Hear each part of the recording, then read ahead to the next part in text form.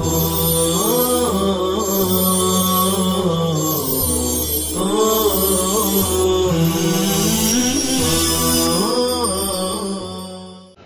اللہ الرحمن الرحیم۔ فرش وغیرہ کے تاجروں میں علم علماء۔ زمین، تختہ اور چارپائی وغیرہ پر بچھائے جانے والے فرش اور بستر کو نمط کہتے ہیں، جس کی جمع انماط ہے، اور اس کے بنانے فروخت کرنے والے کو انماطی کہتے ہیں۔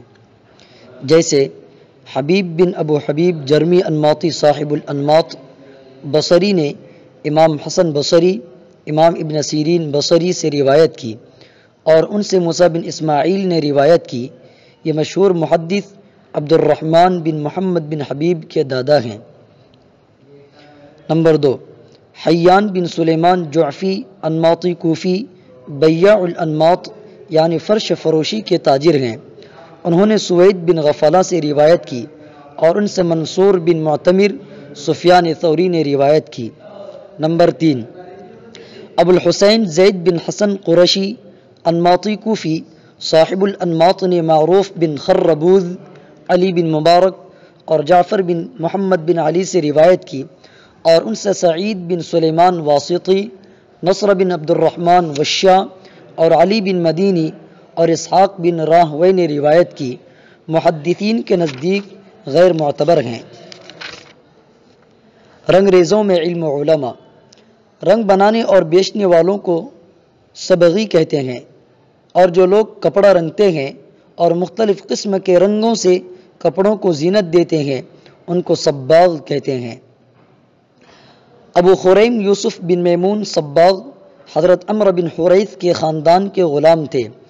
انہوں نے عطا بن ابی رباح سے روایت کی ہے۔ محدثین کے نزدیک فاحش الخطا اور کثیر الوہم تھے، اسی لیے ان کے معیار پر پورے نہیں اترتے۔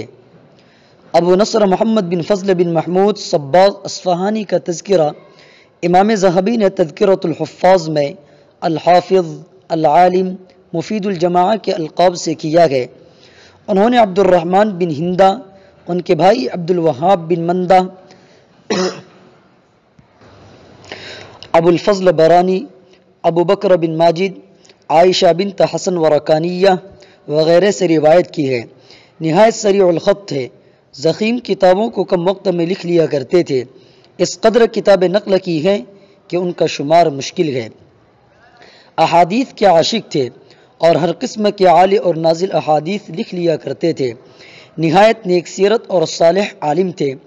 512 ہجری میں انتقال کیا۔